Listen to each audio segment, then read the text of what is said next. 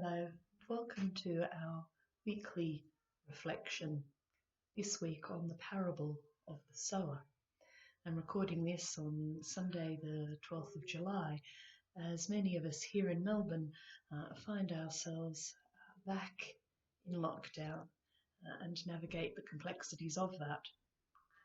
Some people might be feeling renewed anxiety or distress, fearfulness perhaps. Some people might be wondering how they are going to juggle the complexities of their life. Some people might perhaps be finding some relief in this time. Regardless of how we are travelling at this moment, I hope that this little scriptural reflection can be an opportunity for you to tap into God's love and compassion wherever you are at this moment. Our reading this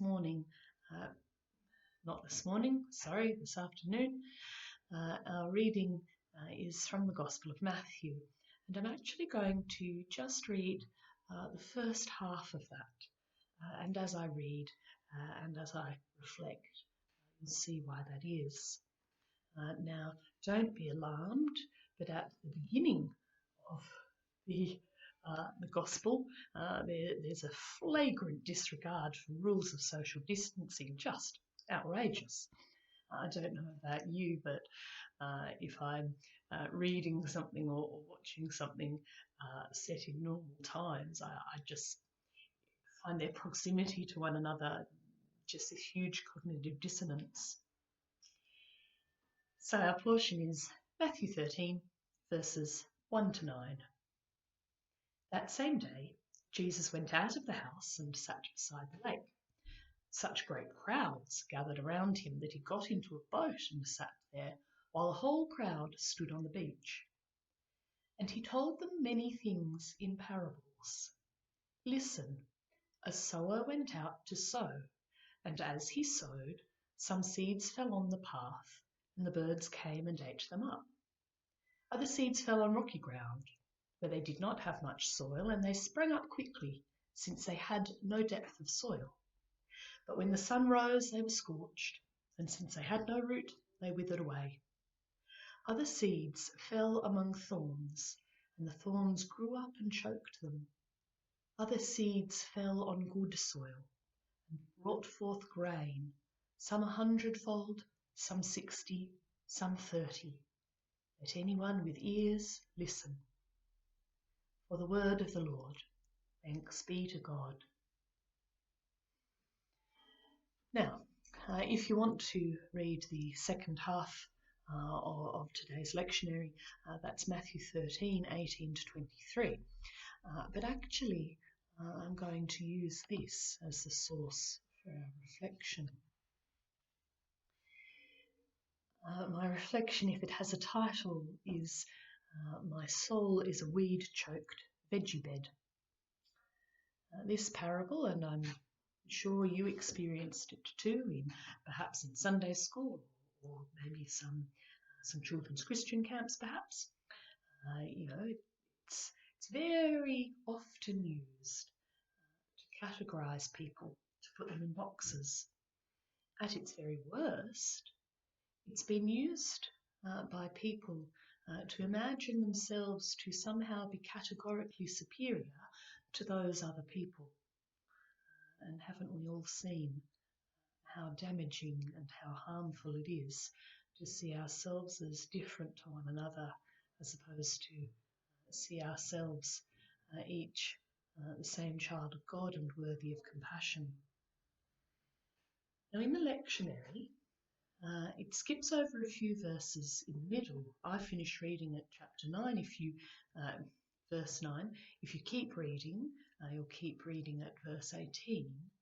But those few verses in the middle, the disciples ask what we've all perhaps asked at times. Why do you speak in parables, Jesus? Why not just give us clear instructions? Why not just say what you mean?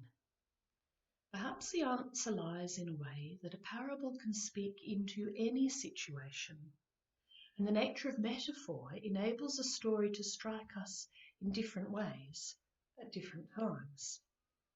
The limitation of a list of rules is that they must anticipate every situation that might arise, and they must spell out the actions appropriate to that situation. Now, you may be like me, and you may feel like screaming whenever someone uses the phrase unprecedented, but it's true. We haven't ever faced something like this before, and how could a list of rules hope to cover such a situation? But Scripture still speaks to us regardless. Through metaphor, we can come to the same reading again and again and find each time something fresh. In parables, it doesn't matter if the situation we are facing is one that Jesus knew well or one he could never have imagined during his earthly life. We can feel ourselves in different places in this story. Think of a parable as being more similar to a work of poetry than to a road user's rule book, which seeks to define and limit all eventualities. Which is why, even though this is one of the very few times that Jesus spells out some of the symbolism he is using in chapter 13 from 18 onwards, I'm still going to suggest a slightly different way for us to look on this today.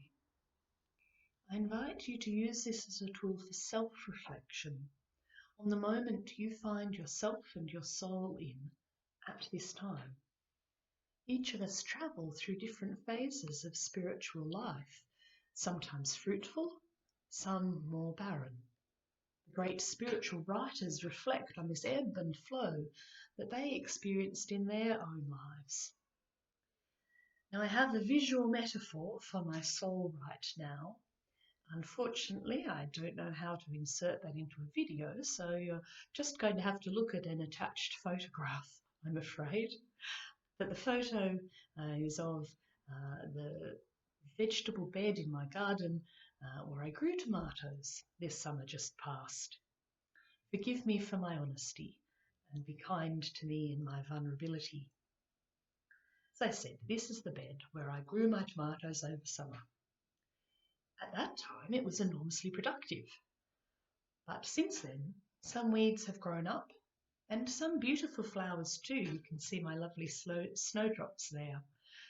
But even the flowers aren't in the place I meant them to be. The soil is probably quite depleted from feeding those hungry tomato plants. And the bed is almost too soggy with this wet winter and the heavy clay soil. There are still some stakes in the ground that were useful for the tomatoes, but are serving no purpose now. If I'm brutally honest, my soul probably feels a little bit the same. Various concerns and trivial matters are crowding out my ability to pay attention to those things that would nourish my soul. The soil is a bit depleted. It could do with some enrichment. There are things in my spiritual life which are remnant from other times in my life and just aren't needed at this moment. I can pack them away for now. As for sogginess, perhaps that is an invitation to seek balance. Too much of anything, even the much-needed rain, can lead to imbalance. So, that's all very honest, but what am I intending to do about it? I must confess that one of the biggest, sproutiest weeds in my soul at present is my cynicism when there is any mention of self-care. My reaction is to snort and think, well, what spare second am I possibly supposed to do that? I'm sure I'm not alone, and many people with caring responsibilities are feeling themselves stretched thinner and thinner at present. I think for myself, part of it is recognising what just isn't going to work right now. For instance, it's just not physically possible for me to wake up before my two children for a bit of extra meditation. First, because they unfailingly get up at 5:30 a.m. or later, and secondly, because they would hear me, and there goes my alone time. These thoughts of rising early for some serene meditation are the disused tomato stakes of my soul. I think one tiny thing that would help me instead is to find a podcast, perhaps from someone similar to myself, perhaps a priest and mother of young children, and try to listen to her while I'm doing some of the other things that need doing, washing the bottles or scrubbing mud out of tracksuit pants. I invite you now to turn to yourself and where you might see yourself in the parable. Perhaps you aren't even one of the patches of ground. Perhaps you see yourself in the sower. Perhaps you see yourself in another location. Sit with it. I hope that you can feel the incredible generosity of this sower. Now let's think about them for a moment. It should be noted that they are a terrible farmer. They're just wasting seed like this. Seed is very precious today still, let alone when Jesus lived. Uni students take particular note.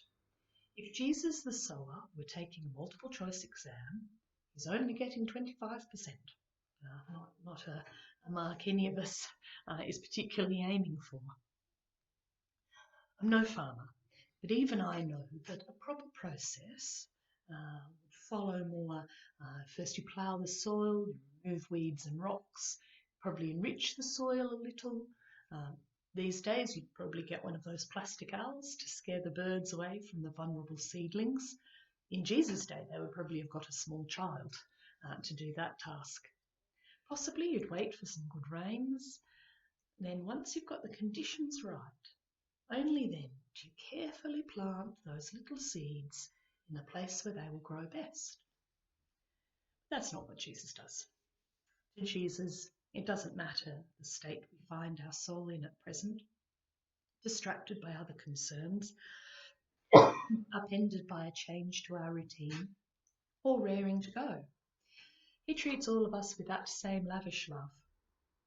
So don't see this as an opportunity to beat up someone who you think should be better, whether that's yourself or someone else.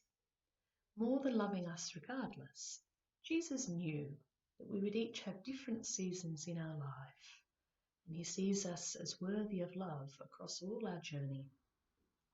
I hope that you can take this as an opportunity to receive the love of the sower. It's foolish by human standards, but God's greater wisdom is to take us as we are and to love us into the people we can become.